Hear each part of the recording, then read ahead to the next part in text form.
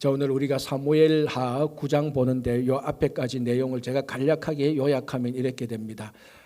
다윗이 이제 통일 왕국의 왕이 됩니다. 왕이 되고 난 다음에 여부수 족속을 물리치고 그쪽 사람들이 살고 있던 그 성을 차지합니다. 그걸 이제 다윗이 있을 때 다윗성이라고 불렀지만 그게 오늘날 우리가 말하는 예루살렘입니다. 그래서 다윗이 왕이 되고 다윗성을 마련하고 그리고 난 다음에 우리가 지난 2주간 동안 우리가 살펴봤던 언약궤, 여호와의 언약궤를 다윗성에 안치합니다. 이제 그래서 공개적으로 사람들 눈에 보이듯이 언약궤가 함께하니까 하나님이 우리와 함께하시다는 것을 온 백성에게 선포하게 되는 셈이 됩니다. 물론 언약궤가 없어도 하나님께서 함께하십니다. 언약궤가 없는 곳에서도 하나님께서 함께하시지만 그 다윗성 예루살렘의 언약궤가 옴으로 하나님이 확실히 우리와 함께한다. 그런 이제 귀한 언약궤 프로젝트를 완성하죠. 그리고 난 다음에 오늘 9장 우리가 지난주 봤던 6장하고 9장 사이에 그 주변에 있는 많은 이방 민족들을 물리치고 하나님 나라를 확장하게 됩니다. 뭐 암몬 사람들, 벌레 사람들 이렇게 전쟁을 하면서 많이 물리치고 이제 확장하고 나라가 완전히 안정권에 싹 들어오게 됩니다.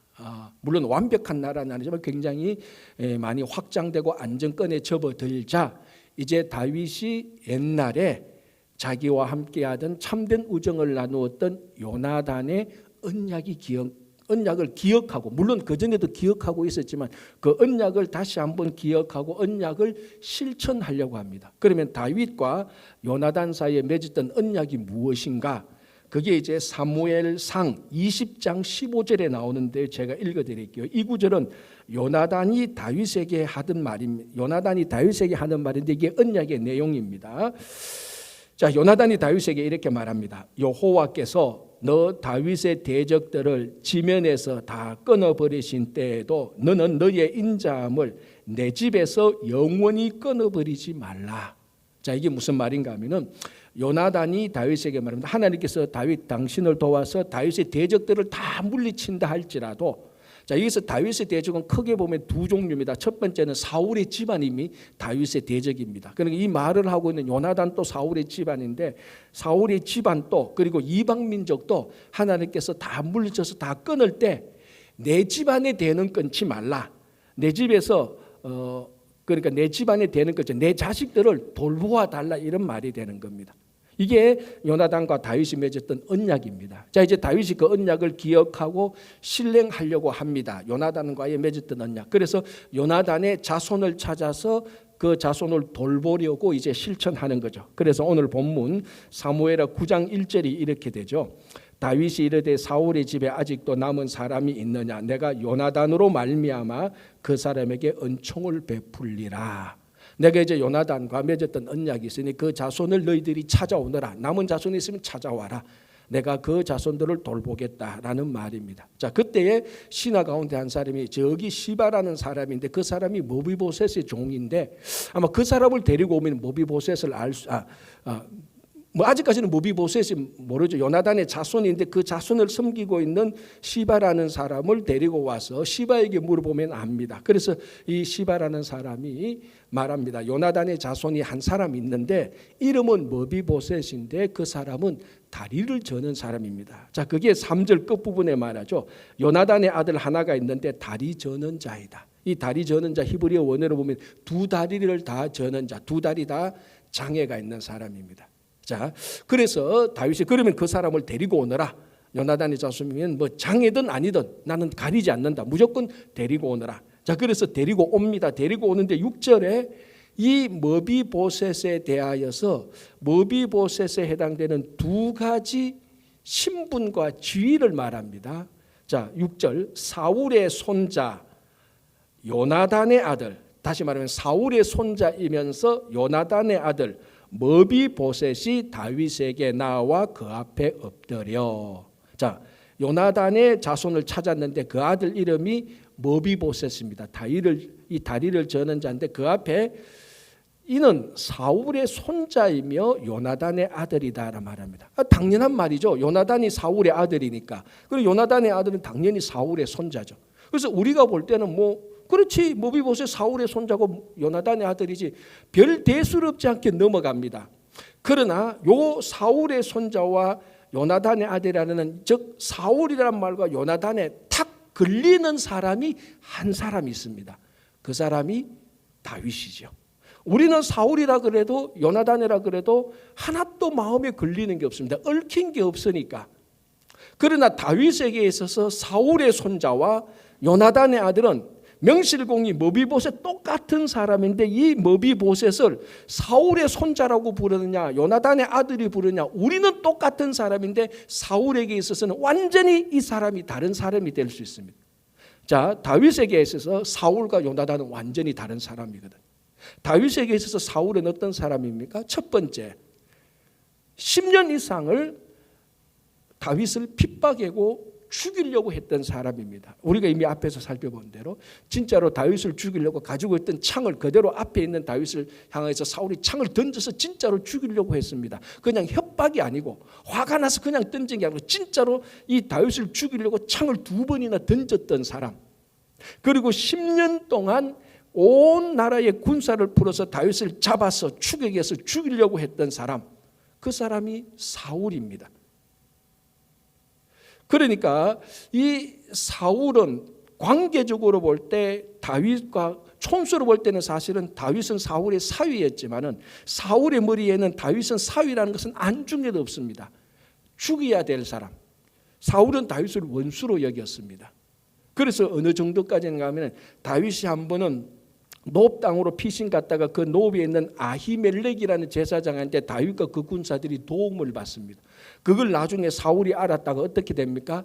노업에 있는 제사장 85명을 다윗을 도왔다는 이유 딱 하나만으로 85명의 제사장을 다 학살해 버립니다. 이게 그러니까 다윗하고 사울 관계로 볼 때 어마어마한 원수입니다. 그러니까 다윗에게 있어서 사울의 손자 그러면 원수의 손자라는 그런 의미가 되죠. 또 이 머비보셋은 비록 다리를 저는 장애인이 있지만은 충분히 반역의 불씨가 되는 반역자들의 구심점이 될 수 있는 사람입니다. 자, 지금 상황이 어떻습니까? 사울과 요나단 그리고 둘째 셋째 나답과 말기수아가 블레셋과의 전쟁에서 죽었습니다. 사울이 죽었죠. 첫째, 둘째, 셋째 아들이 전쟁에서 다 죽었죠. 넷째 아들이 남았는데 누구였었습니까? 이스보셋. 아브넬의 전격적인 지지를 받고 이스보셋이 왕으로 선포했지만 이스보셋 동안 자기 수하의 군사에서 죽었습니다. 그러면은 머비보셋은 요나단의 아들인데 마지막으로 반역을 일으켰던 이스보셋과는 무슨 관계입니까? 삼촌하고 조카 사이죠. 그러니까 이 할아버지 사울 왕도 죽고 아버지 죽고 삼촌 다 죽고 머비보셋 하나 남았습니다. 이 머비보셋을 중심으로 사울의 남은 자손들 베냐민 지파들은 충분히 머비보셋을 구심점으로 반역을 일으킬 수 있는 가능성이 있습니다. 그러니까 다윗에게 있어서 지금 이 사무엘하 9장에서 다윗에게 있어서 사울은 원수요, 핍박자요, 그리고 자기를 죽이려고 했던 사람이요, 반역의 불씨가 되는 사람입니다. 굉장히 다윗과 사울의 손자 사이는 원수 관계입니다. 자, 그런데 또 이 머비보셋을 요나단의 아들이라고 말합니다. 자, 요나단과 다윗과의 관계는 어떻습니까? 성경 전체를 통해서 가장 아름다운 진짜 참된 우정이 무엇인가를 보여줬던 사람입니다. 인류 역사적으로도 이런 관계를 찾기 어렵습니다. 자, 다윗이 왕이었고 백성들이 사울이 왕이었을 때 백성들은 다윗을 많이 지지했습니다. 그렇다고 해서 사울이 왕으로 물러날 건 아니잖아요. 그러면은 다윗하고 왕자리를 두고 나중에 갈등해야 될 사람은 사울 왕이 아니고 누구여야 됩니까? 사울의 아들 요나단이어야 됩니다. 사실은 다윗의 인기가 높아지는 걸 보고 제일 시기, 질투, 경쟁을 해야 될 사람은 사울이 아니고 그 다음 왕권이 보장되어 있는 요나단이 제일 시기 질투를 해야 됩니다. 그런데 요나단은 다윗의 자질을 알아보고 다윗에게 자기 왕권을 미리 양보합니다. 포기합니다. 우리 아버지 다음에는 내가 왕이 아니고 네가 왕이 되어야 된다. 그래서 그 표시로 요나단은 자기가 가지고 있던 칼, 갑옷, 투구를 다윗에게 다 물려줍니다. 여러분, 이런 우정이 있을까요? 여러분, 그럴 것 같죠? 천만에요. 참된 우정 나누다가 돈 100불 가지고도 싸웁니다. 진짜라니까요. 그런데 왕권을 두고 참된 우정을 위해서 요나단이 다윗에게 양보를 한다. 이거는 10만 명, 100만 명 중에 하나 나타날까 말까. 이거는 희귀한 케이스 중에 케이스입니다. 진짜 참된 우정을 요나단이 다윗에게 베풀어 주었습니다. 그리고 사울 왕이 다윗을 계속해서 죽이려고 할 때 이 요나단은 사울 왕의 아들이면서 차라리 아버지를 배반하면서까지 다윗의 생명을 보호해 줍니다. 그러니까 다윗에게 있어서 요나단은 생명의 은인이요 왕권을 자기에게 준 잊을래야 잊을 수 없는 은총의 사람입니다. 자, 그러니까 다윗이 머비보셋을 볼 때 양가 감정이 다 생기는 거예요. 그래서 오늘 6절에 사울의 손자냐 요나단의 아들이냐, 우리가 볼 때는 그게 그 사람이지, 그러나 다윗에게 있어서는 완전히 다른 사람입니다. 사울의 아들, 사울의 손자라면 이거는 그 당시 고대 왕정 체제 시스템으로 해서는 반드시 잡아서 처단해야 될 사람입니다. 죽여야 될 사람입니다. 그런데 요나단의 아들이라고 할 때는 다윗이 자기 목숨을 바쳐서까지 살려야 될 사람입니다. 다윗이 머비보셋을 볼 때는 양가 감정이 다 싹 트는 겁니다. 자, 여러분 같으면은 한 사람을 볼 때 사실은 모든 사람에게 양가 감정이 다 있습니다. 한 사람 100% 미운 사람이 어디 있습니까? 뭐 물론 가끔 있겠지만은 99% 믿고 1% 좋고 정도 차이는 있지만 99% 좋고 1% 믿고 이런 거죠. 어떤 사람 또는 어떤 사건, 어떤 공동체 안에 다 이 사울의 손자와 요나단의 아들이 사실은 다 섞여 있는 겁니다. 우리한테. 내가 나 자신을 봐도 이쪽 부분은 사울의 자손 같고 이쪽 부분은 요나단의 아들 같아. 내 자신으로 봐도. 이 사울의 자손은 다윗에게 상처를 주고 배반했고 억울함을 주었고 갈등을 주었고 엄청난 고통을 주었고 아픔을 주었던 사울의 손자. 그럼에도 불구하고 자기 생명을 바쳐서 다윗을 살렸던 요나단의 아들. 이 양가 감정이 있을 때 다윗은 사울의 손자를 선택하지 않고 요나단의 아들을 선택했다는 겁니다. 이게 다윗의 위대한 점입니다. 그래서 다윗은 머비보셋을 보면서 사울의 손자라는 말을 이제 잊어버리고 요나단의 아들이라는 것을 기억하고 요나단의 아들에게 하나님의 은총을 베푸는 거죠. 이걸 볼 때 다윗이 위대했던 점은 다윗의 삶이 많은 실수가 있었지만 이제 우리가 앞으로 다윗이 뭘 잘못했는가를 보겠지만은 그런 잘못임에도 큰 잘못과 실수임에도 불구하고 다윗이 계속해서 회복되고 하나님의 마음에 합한 사람이 될 수 있었던 것은 다윗의 삶의 가장 기초가 은혜가 기초였다는 사람입니다. 다윗의 삶의 기초는 하나님의 은혜였습니다. 배반과 원수와 상처와 고통과 핍박이 다윗의 삶의 기초가 아니고 다윗의 삶의 기초는 은혜였고 감사였고 기쁨이고 즐거움이었습니다. 이게 올 한 해 우리들의 삶의 기초가 되어야 되는 것입니다. 여러분 우리 삶의 기초가 은혜면요 세상도 다 은혜롭게 보여요. 여러분 이 세상이 얼마나 고통이 많고 배신이 많고 상처가 많고 억울함과 원통한 게 얼마나 많습니까? 그러나 이 세상을 보는 내 눈이 내 삶의 기초가 은혜 위에 서서 이 세상을 은혜로 볼 때 세상은 변합니다. 여러분 세상이 변해서 변하는 게 아니고 내가 변해서 세상이 변하는 거예요. 제가 가끔 말씀드리지만 여러분 이 세상이 변화되는 것은 기대하지 마십시오. 세상이 변화되면 그건 세상이 아닙니다. 안 변하는 게 세상이에요. 그럼 어떡합니까? 우리가 변해야 돼요. 내 삶의 기초가 은혜가 되고 내가 보는 관점이 은혜가 돼야 되는 겁니다. 언젠가 한 번은 제가 교인들하고 몇 분들하고 식사를 하고 이야기를 나누는데 참 은혜로웠어요. 정말 감정이 좋았고 하는 이야기들이 전부 다 너무너무 은혜가 좋았어요. 그래서 이제 모임을 마치고 나올 때 마음이 막 은혜로 충만했습니다. 그래서 이제 운전해가 오는데 이제 시계를 보니까 뉴스를 들을 시간이 다 돼가서 라디오를 트는데 이게 아주 아름다운 복음성가가 나와요. 일반 방송에 CCM 같은 거. 되게 그 가사가 좋아요. 그래서 제가 그 가사가 뭔가 하면 제가 읽어드릴게요. 이 가사가 어떻게 되는 거 이런 거예요. 제가 이제 그 라디오를 트는 거 중간부터 이제 복음성가 같은 걸 들었는데 이렇게 되어 있습니다. 우리 타는 가슴마다 햇살이 다시 떠오르네. 영원히 변치 않는 우리들의 사랑으로 어두운 곳에 손을 내밀어서 밝혀주리라. 야, 이거 예수님의 사랑으로 어두운 곳에 빛을 밝게 우리가 빛과 소금이 돼야 되는 걸 그런 생각하면서 샀는데 그 노래가 또 반복되는데 약간 좀 이상해요. 반복되는데 또 다시 반복되면서 그 노래 첫 부분이 이렇게 되는 거예요. 내가 살아가는 동안에 할 일이 또 하나 있지. 이거 들어보니까 이게 복음성가가 아니고 대학교 때 많이 듣는 해바라기의 사랑으로라는 노래예요. 유행가예요. 근데 이 가사가 굉장히 아름다워요. 사실은 가만히 보면은 예수님이란 말도 없고 성령, 은혜라는 말도 없는데 가사 내용 자체는 굉장히 성도의 삶이 이렇게 아름답게 살아는 그런 사실은 가사예요. 그런데 제가 그날에 이 노래를 듣기 전에 은혜가 충만했잖아. 그 교인들하고 같이 식사를 하고 간정도 듣고 하고 은혜가 충만하고 내 삶의 기초가 은혜 위에 딱 서서 이 중간에 대중가요를 듣는데 그게 복음성가로 들리다라니까요. 그때 제가 하나 느낀 것입니다.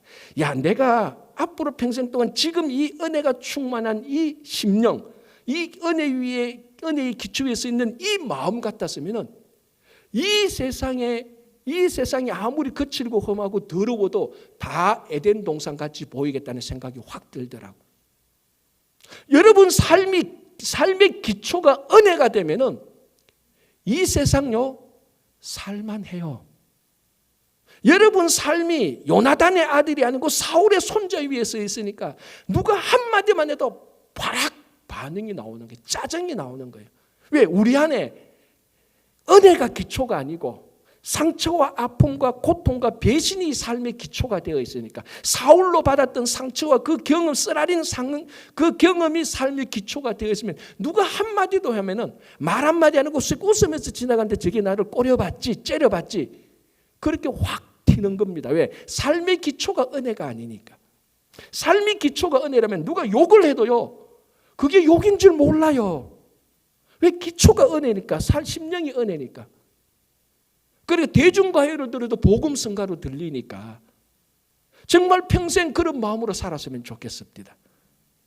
다윗이 바로 그렇게 사는 겁니다. 자기 삶의 기초가 하나님의 은혜 위에 사는 겁니다. 그래서 여러분들 이제 우리가 앞으로 살아가면서 원수를 새기지 말고 은혜를 가슴 속에 새기면서 모든 사건에서 모든 일에서 은혜를 발견하는 여러분 되시기를 바랍니다. 두 여행자가 사막을 여행하고 있었습니다. 아주 친한 친구였는데 이 사막 힘든 여행을 하다 보니까 티격태격하는 거죠. 그래서 A라는 사람이 B에 이상한 일로 해서 뺨을 한 대 팍 쳤습니다. B가 뺨을 맞아서 아프죠. 가슴도 아프고 그 마음도 아프고 그래서 그 모래 위에다가 크게 글렀었습니다. 나는 오늘 내 가장 친한 친구로부터 뺨을 맞았다. 그 모래 위에 그걸 크게 써놓고 또 두 사람이 여행을 갑니다. 여행을 하는데 오아시스가 나타난 거예요. 이 두 친구 가서 물을 허겁지겁 마시고 뺨을 맞았던 친구가 목욕을 하고 싶었습니다. 그래서 목욕을 하려고 오아시스로 가다가 이 발을 잘못 디뎌서 그 옆에 있는 모래 늪에 빠지게 되었습니다. 한쪽 발이 빠지고 두 번째 발이 같이 빠지면서 종아리 허벅지로 올 때 그 옆에 있던 친구가 목숨을 걸고 모래 늪에 빠진 이 친구를 건져내서 살렸습니다. 그래서 첫 번째 뺨을 맞았던 이 친구가 이번에는 그 친구로부터 목숨을 보존받았습니다. 그래서 그 근처를 찾고 찾아서 바위 같은 걸 하나 찾아가지고 거기에 이렇게 적었습니다. 나는 오늘 가장 친한 친구가 나를 모래늪에서 살려줬다. 그리고 그 친구가 보면서 야, 내가 네 뺨을 때릴 때는 모래에 서더니만 너를 살려주니까 왜 바위 위에 다 그것을 기록하나? 그러니까 이 친구가 했는 말이 이겁니다. 네가 나를 때린 것은 모래 위에 기록하여서 용서의 바람이 지나가면 다 묻히고 그게 그 글이 다 사라지기를 원했고 네가 나를 구원해주고 목숨을 살려준 것은 바위 위에 새겨서 어떤 모래바람이 불러도 네가 나를 살린 것은 지워지지 않고 기억하기 위함이었다라고 말을 했다는 거예요. 여러분 옛날 속담에 무슨 말이 있습니까? 원수는 물에 새기고 은혜는 돌에 새기라는 말이 있습니다. 근데 우리는 원수는 돌에 새기죠. 빚받을 거는 돌에 새깁니다. 은혜는 갚아야 될 것은 물에 새기고 공기에 새겨서 다 잊어버린. 오늘 다윗이 잘한 게 이겁니다. 원수 사울의 손자는 물에 새기고 모래에 새겨서 다 흘러보냅니다. 그러다 요나단에게 받았던 그 은총, 생명의 은인, 왕권을 자기에게 양보하고 아버지를 배반하면서까지 자기를 살리려고 했던 그 다윗의 그 요나단의 우정, 은혜, 그것을 자기 마음의 바위 위에 새겨서 끝까지 기억하고 다윗이 왕이 되고 안정됐을 때 그 언약을 실천하는 것이 오늘 이 본문입니다. 여러분 올 한 해 동안 정말 여러분들의 삶의 기초가 은혜가 되고 여러분들이 올 한 해 동안 은혜를 실천하는 여러분 되시기를 간절히 바랍니다. 자, 이제 이렇게 해서 다윗이 신하를 시켜서 머비보셋을 데리고 옵니다. 자, 머비보셋이 어디에 있다가 오느냐? 본문 9장 4절 5절 볼게요. 이렇게 되어 있습니다. 왕이 그에게 말하되 그가 어디 있느냐 하니 시바가 왕께 아뢰되 로드발 암미엘의 아들 마길의 집에 있나이다 하니라. 다윗 왕이 사람을 보내어 로드발 암미엘의 아들 마길의 집에서 그를 데려오니라. 자, 머비보셋이 어디 있습니까? 마길이라는 사람의 집에 있습니다. 마길이라는 사람의 집은 어디 있냐? 로드발. 그러니까 여기 로드발이라는 곳인데 정확히 읽으면 로드발로 읽어야 됩니다. 왜? 로는 부정어 낫이거든요. 드발은 목초지. 그러니까 로드발의 단어 뜻은 목초지가 아닌 곳이라는 말입니다. 아마 황폐했던 땅일 겁니다. 이 주경학자들이 주석학자들이 정확히 이 장소는 지금 찾지는 못하지만은 그 근처라는 것은 확실히 찾았습니다. 어딘가 하면은 요단강 동편에 마하나임 근처에 있었던 어느 한 지역일 겁니다. 요단강 동편이라면은 주로 이방 사람들이 많이 살던 거죠. 물론 이곳에 여호수아 정복으로 인하여서 그쪽에 길앗 사람들 그리고 므낫세 사람들이 살고 있으나 원래 하나님께서 약속하신 가나안 땅에서 벗어난 땅이죠. 요단 동편에. 그리고 황폐하지 않은 곳, 그곳에 마길이라는 사람이 머비보셋을 돌보고 있었습니다. 자, 이 머비보셋은 아까도 말씀드리겠지만 다리 장애였습니다. 왜 장애가 생겼는가 하면 아실 분은 아시겠지만 이스라엘과 블레셋과의 전쟁에서 사울도 죽고 요나단이 죽을 때에 그때 머비보셋이 5살이었습니다. 그러니까 형들하고 나이 차이가 꽤 이 아버지하고 그 삼촌하고 차이가 많이 나죠. 이 머비보셋이 5살에 아버지 요나단이 죽고 사울도 죽습니다. 자, 그때에 이 머비보셋의 유모가 이제 전쟁에서 졌으니까 이 왕자를 살려야 되니까 이 왕자를 데리고 급히 도망가다가 땅에 떨어뜨리게 됩니다. 어떻게 떨어뜨린지 모르겠지만 5살짜리를 이상하게 떨어뜨려서 그때부터 2다리를 절게 되는 장애를 가지고 오게 됩니다. 그래서 이 아이가 어디에 가는가 하면 로드발에 있는 마길의 집에 가게 되는 겁니다. 그로부터 오늘 연도 계산하고 사울과 다윗이 이 머비보셋을 죽으면 17년이 흐른 후입니다. 그러니까 무슨 결론이 내는가 하면 마길이라는 사람이 머비보셋을 17년 동안 돌보고 있었던 겁니다. 장애인. 그러면 우리는 이렇게 생각할 수 있겠죠. 이 머비보셋이 요나단의 아들이고 사울의 손자니까 머비보셋을 잘 돌봐주면 나중에 머비보셋이 혹시 왕이 되면은 아니면 왕은 아니더라도 사울의 왕조가 회복되면 머비보셋도 분명히 왕가가 되니까 자기가 어떤 대가나 보상을 바랄 수도 있지 않았겠나라고 생각합니다. 그러나 전체적인 맥락에서 보세요. 그거는 바랄 수가 없습니다. 왜냐하면 머비보셋은 장애인입니다.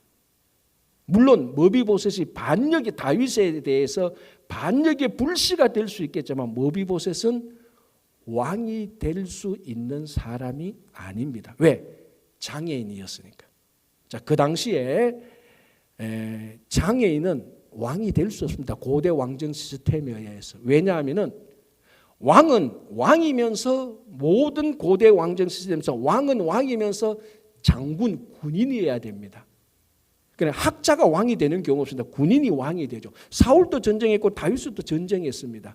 그래서 여러분 사울이 왕이 되고 다윗이 왕이 될 때 항상 성경이 뭘 기록하는가 하면 사울의 외모, 다윗의 외모가 좋았더라라고 말을 합니다. 사울의 외모도 굉장히 좋았거든요. 다른 사람보다 키가 이 얼굴보다 더 하나가 더 있을 정도는, 그러니까 외형이 누가 봐도 외형으로 봤을 때는 왕감이다라는 사람이 되어야 돼요.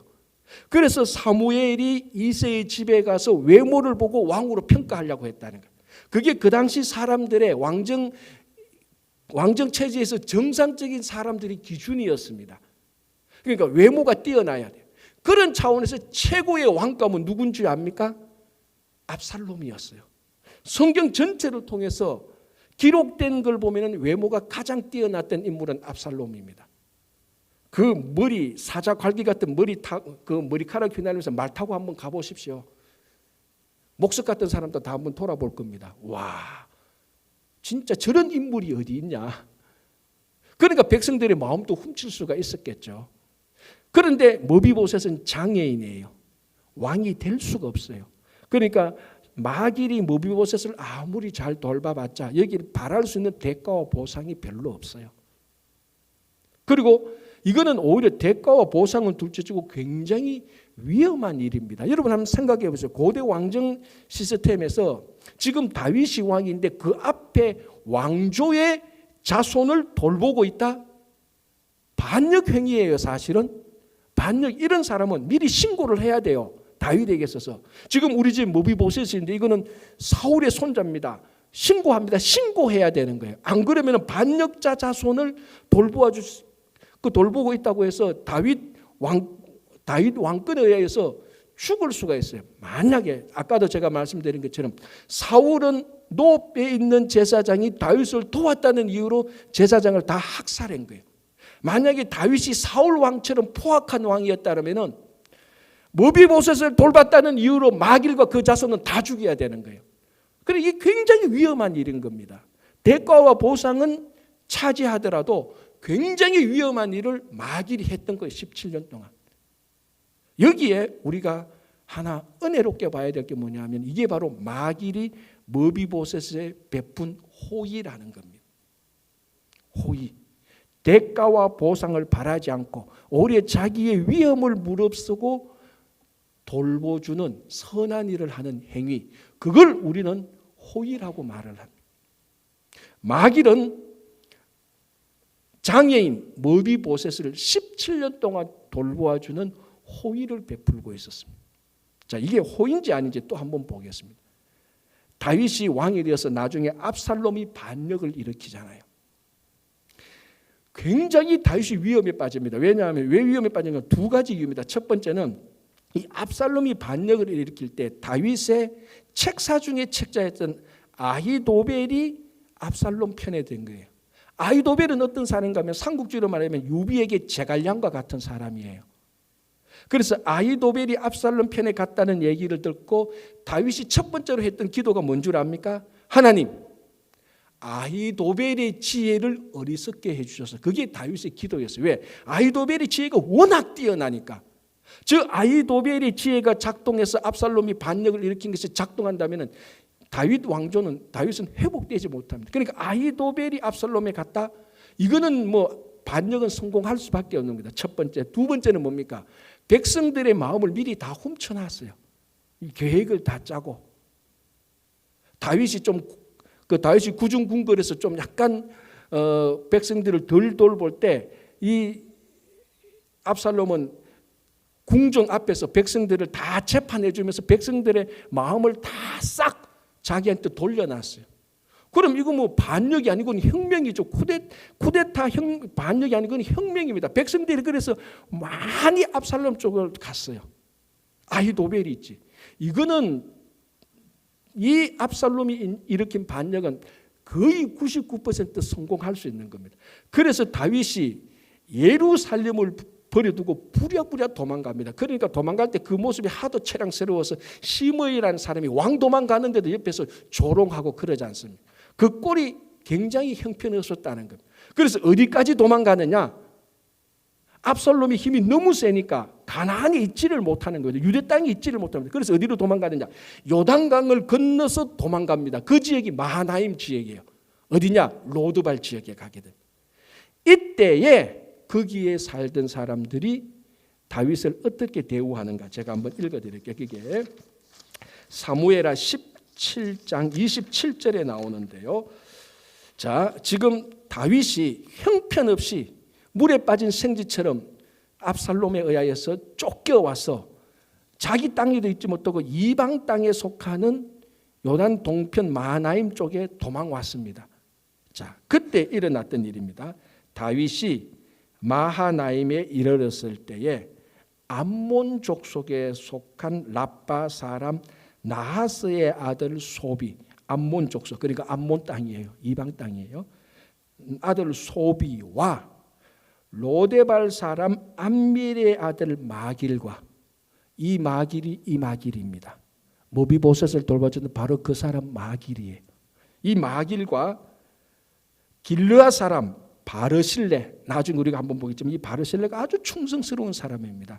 바르실레가 세 사람이죠. 암몬 족속 소비, 마길, 바르실레가 침상과 대야와 질그릇과 밀과 보리와 밀가루와 볶은 곡식과 콩과 팥과 볶은 녹두와 꿀과 버터와 양과 치즈를 가져다가 다윗과 그와 함께한 백성에게 먹게 하였으니. 자, 다윗은 지금 회복 가능성이 없습니다. 지금 여기서 다윗 도와줘봤자 덕볼 거 하나도 없어요. 물에 빠진 새앙지입니다. 압살롬의 기세와 압살롬의 편은 어마어마합니다. 이제 곧 압살롬이 왕이 되는 거예요. 이거 다윗 잘못 도와줬다가 나중에 압살롬이 왕이 될 게 뻔한데 압살롬이 왕이 됐을 때 우리도 학살당하는 거 아니냐? 굉장히 위험한 일을 누가 합니까? 마길이 또 하고 있는 거예요. 모비보셋을 돌봤던 그 호위가 이번에는 다윗에게 호위로 나타나는 겁니다.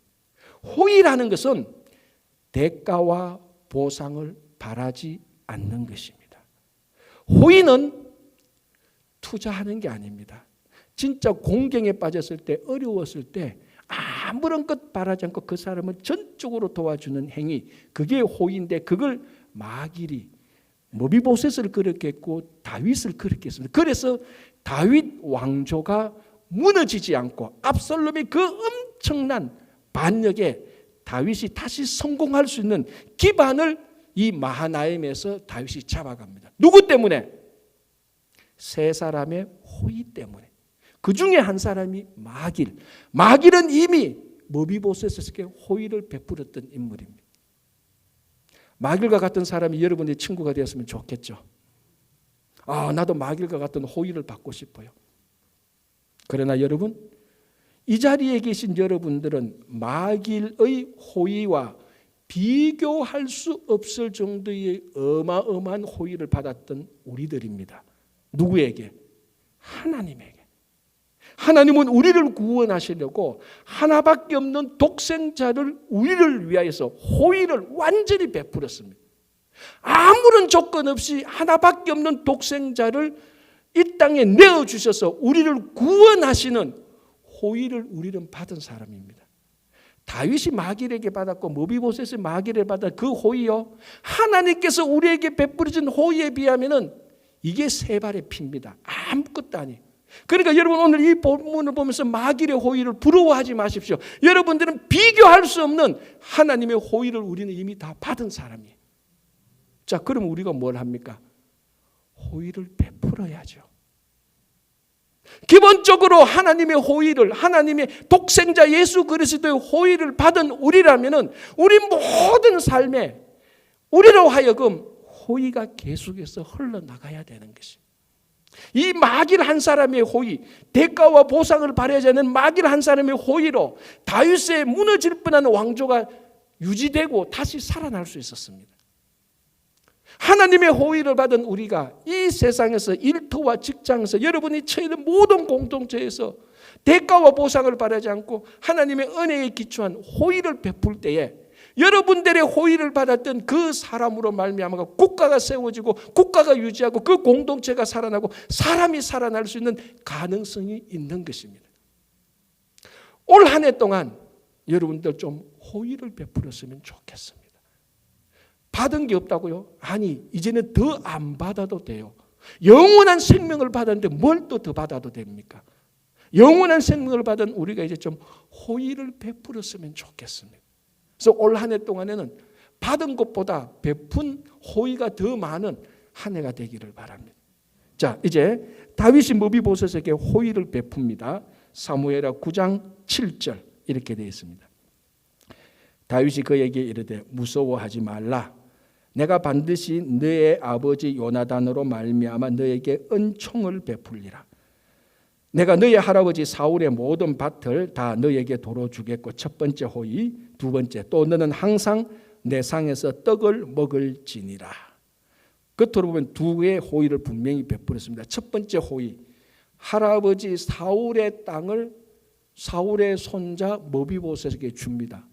듣기에 따라서는 그게 뭐 호의입니까? 그거 당연한 거지. 원래 할아버지 땅을 그 손자가 받는 게 그게 뭐 호의입니까? 호의 아니죠. 당연한 거죠. 호의는 당연한 것이 아니고 더 좋은 것을 베푸는 게 호의인데 이건 호의가 아니죠라고 말할 수 있을 겁니다. 그러나 여러분, 고대 근동 왕정 시스템을 몰라서 그러는 겁니다.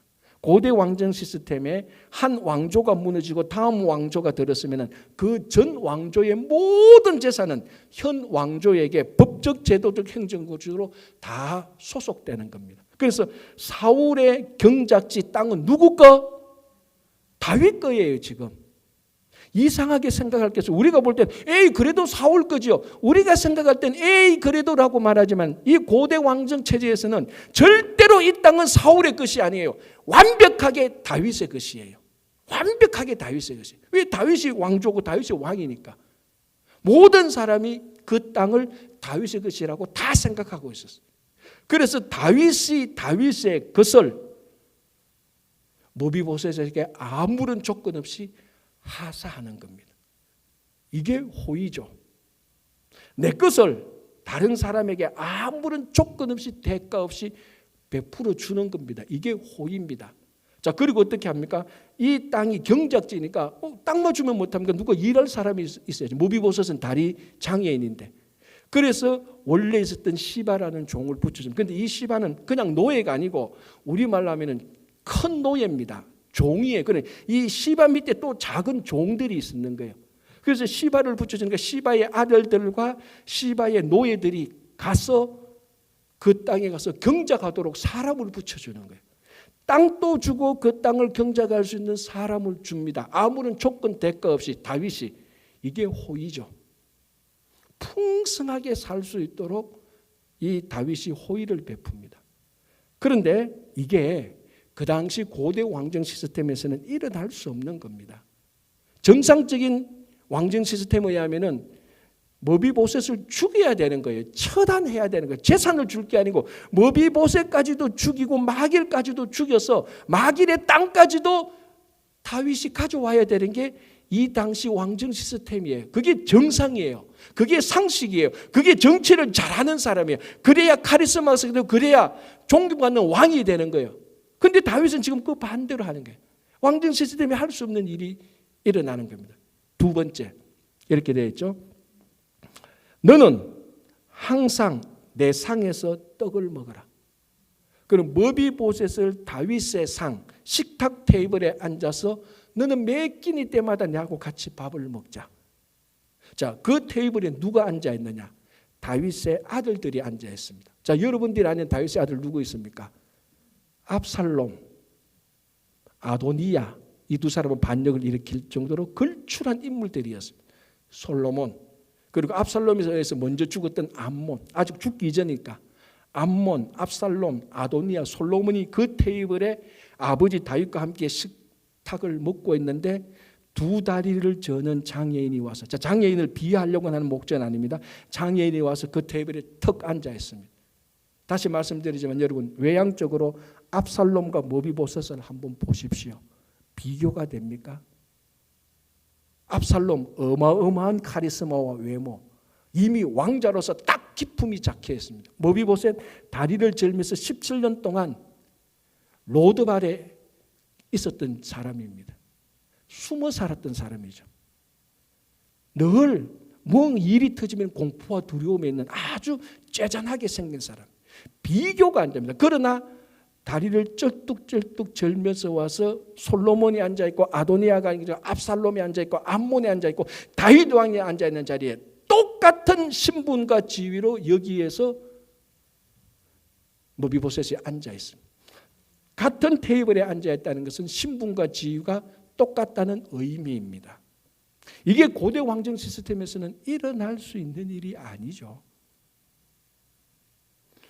반역자의 자손이면 노예로 삼아야 되는 겁니다. 그 다윗성에서 제일 더럽고 냄새 나는 뜻에 마치 개하고 같이 살아야 돼. 그래서 오늘 무비보셋이 자기를 뭐라고 말합니까? 죽은 개 같은 나라고.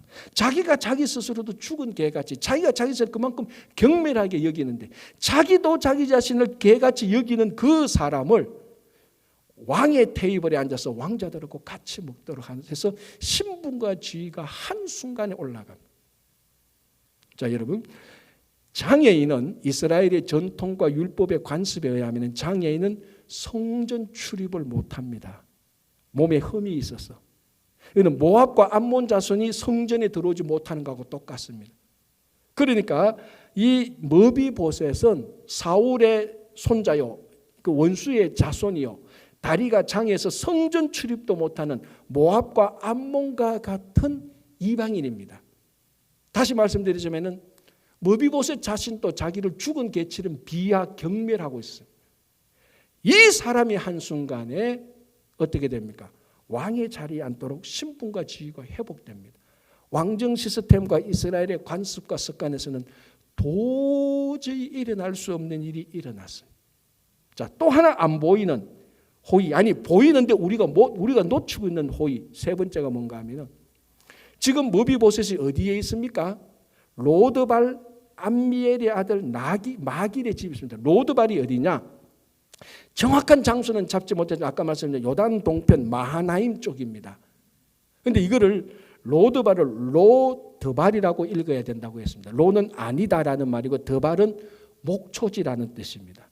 로드발은 목초지가 아닌 곳, 즉 이 땅은 황폐한 곳입니다. 정확한 장소는 모르겠지만 마하나임 근처 요단강 동편 암몬 사람들이 살는 그 마하나임 근처에 황폐한 곳에 머비보셋이 살고 있다가 한순간에 다윗성 한중간에 왕하고 왕자고 같이 앉습니다. 주거지 변경이죠. 요셉이 감옥에 있다가 한순간에 애국왕 바로의 애국 총리가 되어서 애국왕 궁정에 들어갔는 일하고 똑같은 일입니다.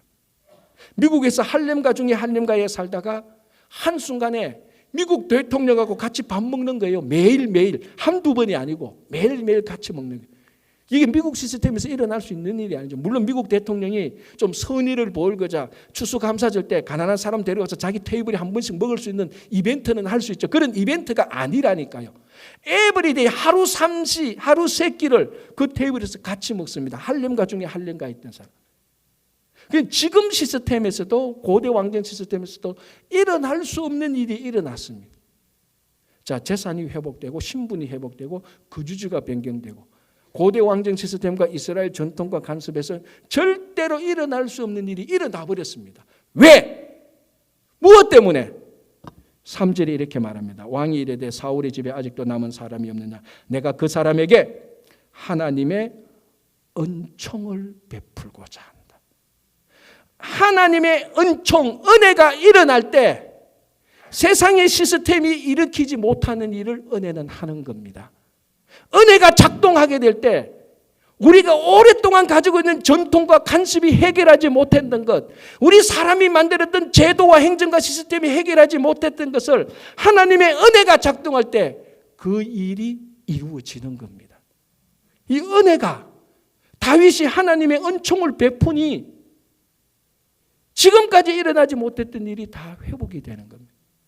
자, 여기서 은혜, 히브리어로 헤세드, 성경이 어떻게 번역되는가? 하나님의 사랑, 선하심, 인자함, 친절, 신실함, 성실, 자비, 긍휼, 인애. 수도 없이 많은 단어로 번역되는 게 은혜, 헤세드 이 단어입니다. 이거는 사람의 성품을 말하는 게 아닙니다. 하나님의 성품을 말하는. 하나님의 성품이 이 땅에서 작동될 때 그걸 우리가 은총, 은혜라고 말합니다. 그때에 세상이 하지 못하는 일이 막 일어나서 완전히 머비보셋이 회복되는 것. 그래서 다시 한번 말씀드리지만 올 한 해 동안 여러분 삶의 기초가 은혜가 되시기를 바랍니다. 이 은혜가 될 때 세상이 일으키지 못하는 일들, 세상이 해결하지 못하는 일들, 세상 사람들이 도저히 생각하지 못했던 일에 하나님의 은혜가 작동하게 될 때 그 일은 능수능란하게 성공적으로 일어납니다. 그래서 죽은 개 같은 머비보셋, 왕의 아들이 되고 풍성한 삶을 살게 되고, 저 한쪽 구석에 있던 사람들이 한중간에 오게 되는, 사실은 우리가 원래 죽은 개 같은 사람입니다.